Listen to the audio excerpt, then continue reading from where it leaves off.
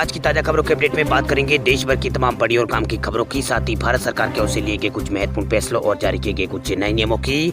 इसके अलावा insurance policy खरीदने वाले लोगों के लिए एक बड़ी खबर आ रही है सामने। कोरोना संकट के बीच सिर्फ 7 मिनट में होगा क्लेम सेटलमेंट। आखिर क्या है पूरी खबर बताएंगे आपको इस अपडेट में। साथ ही वोडाफोन आइडिया की सिम यूज करने वाले ग्राहकों के लिए खुशखबरी, बिना नेटवर्क कर सकेंगे बात। आखिर क्या है पूरी खबर बताएंगे आपको इस अपडेट में। साथ ही देश के इस राज्य में अब ड्रोन से डिलीवर होगी कोरोना वैक्सीन, नागरिक उड्डयन मंत्रालय से मिली है मंजूरी। आखिर क्या है पूरी खबर बताएंगे आपको इस अपडेट में। साथ ही भारतीय गेमर्स के लिए खुशखबरी, भारत में जल्द लॉन्च होगा पबजी मोबाइल इंडिया। इसको लेकर भी आ रही है एक बड़ी खबर सामने, बताएंगे आपको इस अपडेट में। साथ ही देश के इस राज्य में बैंकों के समय सारणी में हुआ है बदलाव, सरकार ने जारी किया है आदेश। आखिर क्या है ये आदेश बताएंगे आपको इस अपडेट में। साथ ही देश के इन राज्यों में आज से नहीं होगा 18 साल से ऊपर के लोगों का कोरोना वैक्सीनेशन। आखिर कौन कौन से है ये राज्य बताएंगे आपको इस अपडेट में। साथ ही कोरोना कर्फ्यू और लॉकडाउन को लेकर भी कुछ बड़ी खबरें निकल कर आ रही है, बताएंगे आपको एक एक करके इस अपडेट में। साथ ही आज की तमाम बड़ी और काम की खबरों की बात करेंगे इस अपडेट में। बात करते हैं आज की पहली बड़ी खबर की, तो बढ़ते कोरोना संक्रमण को देखते हुए हरियाणा सरकार का बड़ा फैसला, 9 जिलों में किया है वीकेंड लॉकडाउन का ऐलान। हरियाणा में लगातार बढ़ रही कोरोना के मामलों को देखते हुए सरकार ने 9 जिलों के अंदर वीकेंड लॉकडाउन लगाने का ऐलान किया है। हरियाणा के गुरुग्राम, पंचकुला और फरीदाबाद, सोनीपत, रोहतक और करनाल, हिसार, सिरसा और फैताबाद में ये वीकेंड लॉकडाउन का ऐलान यहाँ पर किया गया है। इन जिलों में यहाँ पर लॉकडाउन का ऐलान किया गया है वीकेंड पर। ये लॉकडाउन शुक्रवार रात 10 बजे से लेकर सोमवार सुबह 5 बजे तक इन 9 जिलों में ये लॉकडाउन जारी रहेगा। इस दौरान इमरजेंसी और आवश्यक सेवाओं को छूट दी गई है। इसी के साथ साथ एडमिट कार्ड दिखाकर छात्र परीक्षा देने जा सकेंगे। वही आवश्यक सामान बनाने वाले लोगों को भी यहाँ पर किसी भी आवाजाही के उन पर प्रतिबंध नहीं है। जो आवश्यक सामान बनाने में जुटे हैं लोग, उनके ऊपर कोई भी प्रतिबंध नहीं लगाया गया है। वही सरकार ने कोविड लॉकडाउन के दौरान अंतर्राज्यीय परिवहन पर भी कोई यहाँ पर रोक नहीं लगाई है, लेकिन पुलिस के पूछने पर लोगों को अपने यात्रा का कारण यहाँ पर बताना होगा। ये आदेश सरकार की ओर से जारी हुआ है। चलिए बात करते हैं अगली बड़ी खबर की, तो डीजीसीए का बड़ा ऐलान, 31 मई तक जारी रहेगा अंतर्राष्ट्रीय उड़ानों पर प्रतिबंध। देश में लगातार बढ़ रही कोरोना के मामलों के बीच शुक्रवार को डीजीसीए ने यहाँ पर बड़ा ऐलान करते हुए भारत में सेट हुए अंतर्राष्ट्रीय वाणिज्यिक उड़ानों की आवाजाही पर प्रतिबंध 31 मई 2021 तक बढ़ा दिया है। वह डीजीसीए के इस ऐलान के बाद अगले महीने के आखिर तक सभी अंतर्राष्ट्रीय उड़ानों पर रोक रहेगी। आपको बता दें कि कोरोना महामारी के चलते पिछले साल मार्च में अंतर्राष्ट्रीय यात्रा पर प्रतिबंध लगा दिया गया सरकार की ओर से। वही डीजीसीए द्वारा आदेश में कहा गया है कि जरूरत महसूस किए जाने पर कुछ अंतर्राष्ट्रीय रूट पर संबंधित अथॉरिटी की मंजूरी लेकर उड़ानों को संचालित किया जा सकता है। इससे पहले अंतर्राष्ट्रीय उड़ानों पर प्रतिबंध की अवधि को बढ़ाकर 30 अप्रैल 2021 किया गया था। कोरोना महामारी के कारण अंतर्राष्ट्रीय उड़ानों का परिचालन पिछले साल मार्च से ही निलंबित है। हालांकि मई 2020 में कुछ घरेलू उड़ानों को शुरू करने का ऐलान यहाँ पर हुआ था। चलिए बात करते हैं अगली खबर की, तो इंश्योरेंस पॉलिसी खरीदने वाले लोगों के लिए बड़ी खबर, कोरोना संकट के बीच सिर्फ 60 मिनट में होगा क्लेम सेटलमेंट। पिछले दिनों ऐसी खबरें आई थी कि कई अस्पतालों ने कोविड-19 मरीजों को कैशलेस सुविधा देने से मना कर दिया है। इन रिपोर्टों पर इंश्योरेंस रेगुलेटर यानी insurance regulatory and development authority of India यानी एडा की तरफ से बड़ा फैसला दिया गया है। एडा की तरफ से एक सर्कुलर यहाँ पर जारी किया गया है। इस सर्कुलर में जनरल और हेल्थ इंश्योरेंस से जुड़े कई अहम निर्देश यहाँ पर दिए गए हैं। वह एडा के सर्कुलर में साफ किया गया है कि अगर कोई हेल्थ पॉलिसी कैशलेस क्लेम के योग्य है तो इंश्योरेंस कंपनी को एग्रीमेंट के मुताबिक नेटवर्क हॉस्पिटल के सेटलमेंट यहाँ पर उनको करना होगा। एडा की तरफ से इंश्योरेंस कंपनियों को आदेश दिया गया है कि कोविड-19 कैशलेस ट्रीटमेंट क्लेम पर फाइनल बिल बनाने के बाद 60 मिनट के अंदर फैसला लिया जाए। इससे मरीजों को डिस्चार्ज होने में यहाँ पर देरी नहीं होगी और अस्पताल का बेड का इंतजार करे दूसरे मरीजों को भी जल्द से जल्द ये सेवा उपलब्ध हो सकेगी, यानी दूसरे जो मरीज है उनको यहाँ पर देरी नहीं होगी।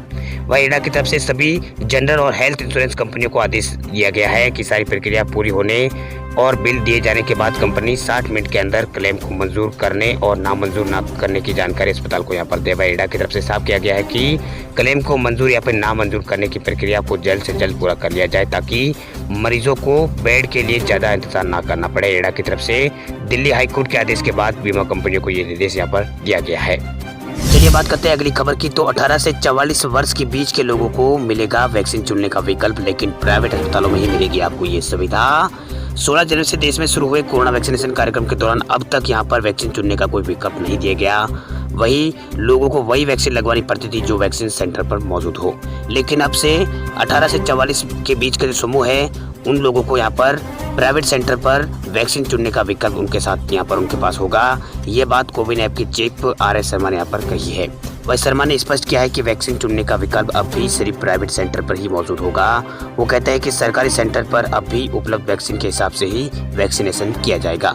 साथ ही इस बात का विशेष ख्याल रखना होगा कि दूसरी डोज भी उसी वैक्सीन की ले जिसकी पहली डोज आपको दी गई है। वही प्राइवेट सेंटर को ये बताना होगा कि उनके पास कौन सी वैक्सीन मौजूद है और उसका रेट क्या है। कोविन ऐप पर इसे यहाँ पर प्रदर्शित करना होगा। वही 1 मई से यानी आज से यहाँ पर वैक्सीन उत्पादक 25% वैक्सीन सीधे यहाँ पर जो 50% है वो सीधे वैक्सीन केंद्र सरकार को देगी।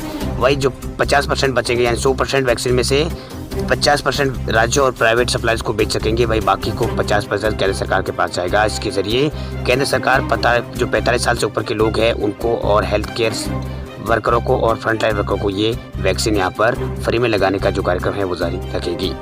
वही सरकारी सेंटर पर शुरुआत से ही फ्री वैक्सीन दी जा रही है। वही प्राइवेट सेंटर पर एक डोज के वैक्सीनेशन की फीस 250 रुपये है। वही 18 से 44 साल की उम्र के लोगों को वैक्सीनेशन के लिए वैक्सीन यहाँ पर खरीदनी होगी। हालांकि कई राज्य सरकार घोषणा यहाँ पर कर चुकी है कि वो अपने सेंटर पर इस जो आयु सीमा है 18 से 45 साल के बीच के लोगों को फ्री में वैक्सीन लगाएगी।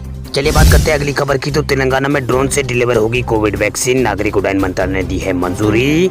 नागरिक उड्डयन मंत्रालय ने शुक्रवार को तेलंगाना सरकार को वैक्सीन के प्रायोगिक वितरण के लिए ड्रोन के इस्तेमाल को अनुमति दे दी है।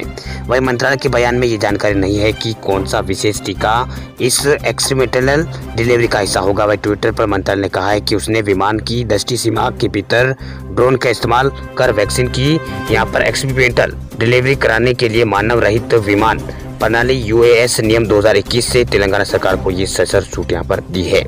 ये छूट केवल 1 साल की अवधि या फिर अगले आदेश तक के लिए मान्य होगी। वही 22 अप्रैल को मंत्रालय ने भारतीय चिकित्सा अनुसंधान परिषद यानी ICMR को कोविड-19 वैक्सीन देने के लिए ड्रोन का इस्तेमाल के उपयोग पर व्यवहारिकता से अध्ययन करने की अनुमति यहाँ पर दी थी। चलिए बात करते हैं अगली खबर की। तो भारतीय गेमर्स के लिए खुशखबरी, भारत में जल्द लॉन्च होगा PUBG mobile India. Official YouTube channel पर जारी हुआ टीजर का वीडियो। PUBG मोबाइल इंडिया को भारत में जल्द लॉन्च किया जाएगा। PUBG मोबाइल इंडिया गेम का पहली बार नवंबर 2020 में टीजर यहां पर जारी किया गया था। PUBG मोबाइल के विकल्प के तौर में इसे पेश किया गया था। हालांकि तब से लेकर अब तक गेम की लॉन्चिंग डेट का खुलासा नहीं यहां पर किया गया था, लेकिन पिछले दिनों PUBG मोबाइल इंडिया के ऑफिशियल यूट्यूब यहाँ पर चैनल पर गलती से गेम का एक टीजर वीडियो पोस्ट कर दिया गया था, जिसे कुछ मिनटों के बाद यहाँ पर डिलीट कर दिया गया था। इसी टीजर वीडियो से PUBG मोबाइल इंडिया गेम को जल्द ही भारत में लॉन्चिंग की उम्मीद की जा रही है। इस 6 सेकंड की टीजर वीडियो में लिखा था कि all new PUBG mobile India जल्द भारत में आ रहा है, यानी ये यहाँ पर इसमें लिखा गया था। वह टीजर वीडियो में गेम की लॉन्चिंग डेट का यहाँ पर कोई खुलासा नहीं किया गया था। टीजर वीडियो में केवल गेम के जल्द लॉन्चिंग की सूचना यहाँ पर थी। आपको बता दें कि इससे पहले कई बार गेम के जल्द लॉन्चिंग की यहाँ पर सूचना दी गई थी, लेकिन 6 महीने के बाद अब भी यहाँ पर गेम की लॉन्चिंग का डेट का यहाँ पर खुलासा नहीं हुआ है। वही PUBG मोबाइल इंडिया का ऐलान पिछले साल नवंबर में किया गया था, जिसे PUBG मोबाइल की जगह यहाँ पर लॉन्च किया गया था। PUBG मोबाइल गेम को भारत में बैन कर दिया गया था। ऐसे में कंपनी ने खास भारतीयों के लिए नया वर्जन वाला स्मार्टफोन लॉन्च करने का यहाँ पर नया वर्जन वाला जो स्मार्टफोन के अंदर यहाँ पर ये PUBG mobile India game launch करने का ऐलान किया था। इसे भारतीय डिमांड और भारत सरकार के दिशा निर्देशों के आधार पर तैयार किया गया था। इसमें कम हिंसा और यहाँ पर करेक्टर्स को कपड़े को अलग तरह से यहाँ पर जो करेक्टर्स है उसके जो कपड़े हैं उसको यहाँ पर अलग से डिज़ाइन किया गए थे। वही PUBG मोबाइल लाइट को 29 अप्रैल के बाद से बंद कर दिया गया है। आपको बता दें कि प्रतिबंध के बावजूद PUBG मोबाइल को PC समेत कई जगहों पर एक्सेस किया जा सकता था, लेकिन अब कंपनी ने इसे पूरी तरह से बंद कर दिया है। PUBG लाइट के सपोर्ट को भी 29 मई को यहाँ पर बंद कर दिया गया है। वही इस गेम को यहाँ पर जुलाई 2019 में लॉन्च किया गया था और 29 मई 2021 को ये गेम यहाँ पर बिल्कुल पूरे दुनिया के लोगों के लिए बंद कर दिया गया है। चलिए बात करते हैं अगली खबर की। तो पंजाब में बैंकों की समय सारणी में हुआ है बदलाव, सरकार ने जारी किया है आदेश। पंजाब में दिन प्रतिदिन जानलेवा हो रही कोरोना वायरस संक्रमण को देखते हुए पंजाब सरकार ने बड़ा फैसला लिया है। सरकार ने राज्य में स्थित बैंकों के खुलने के समय में यहाँ पर तब्दीली की है।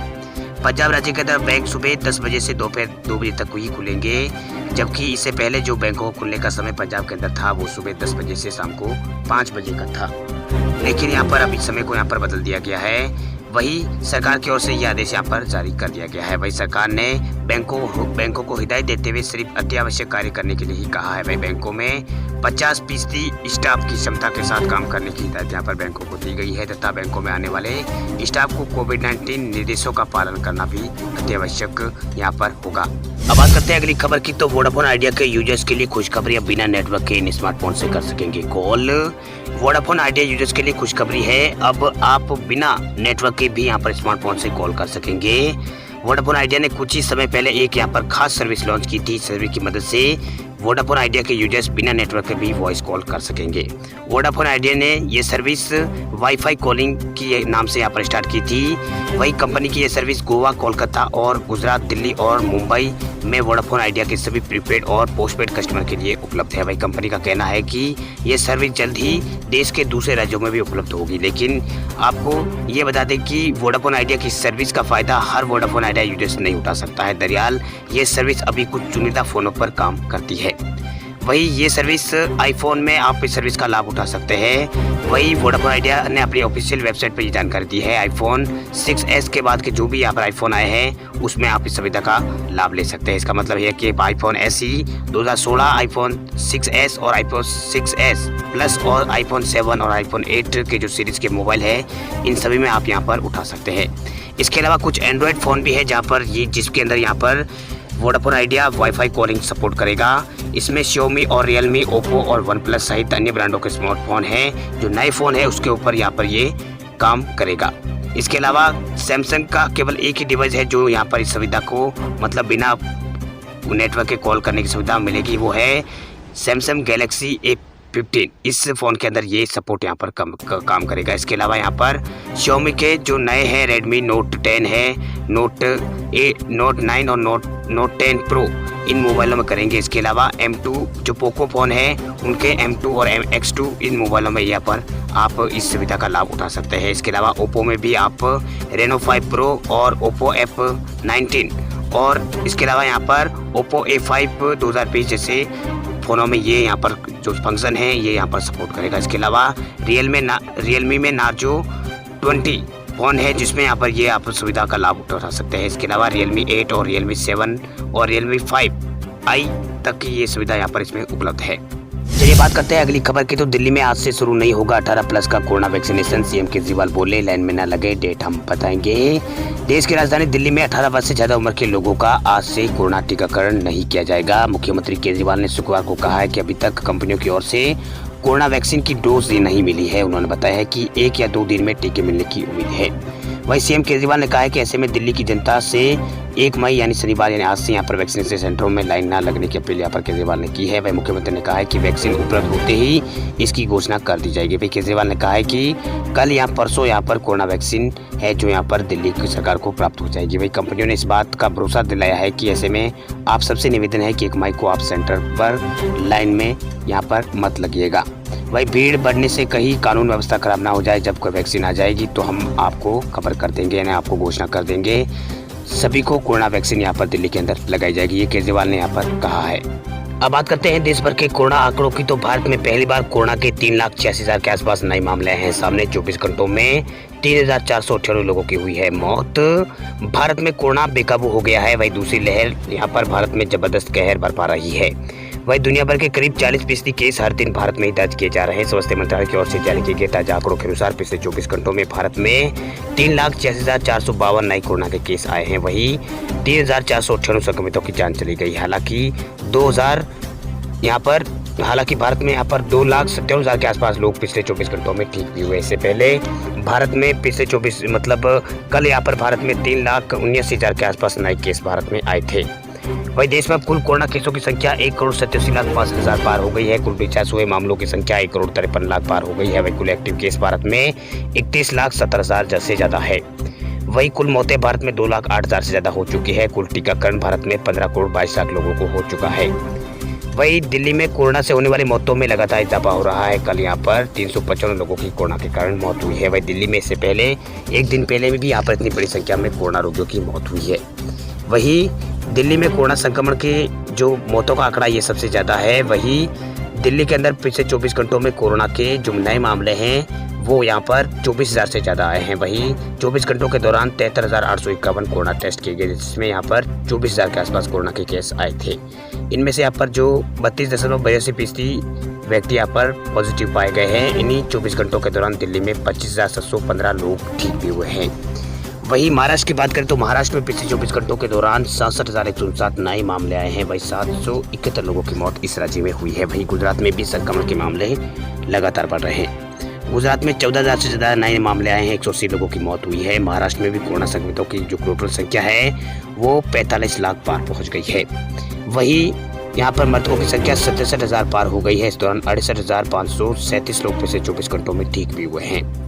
वहीं देश में 16 जनवरी से कोरोना वैक्सीनेशन का अभियान की शुरुआत हुई थी। 29 अप्रैल तक देश भर में 15,22,45,179 लोगों को कोरोना की वैक्सीन लग चुकी है। बीते दिन 22 लाख से अधिक लोगों को कोरोना की वैक्सीन लगी है। वहीं दूसरी खुराक देने का अभियान भी भारत में 13 फरवरी से शुरू हुआ था। वहीं 1 अप्रैल से 45 साल से ऊपर के लोगों को टीका लगाया जा रहा है। अब 1 मई से 18 साल यानी आज से यहाँ पर 18 मई से ऊपर के लोगों को कोरोना का टीका लगाया जाएगा।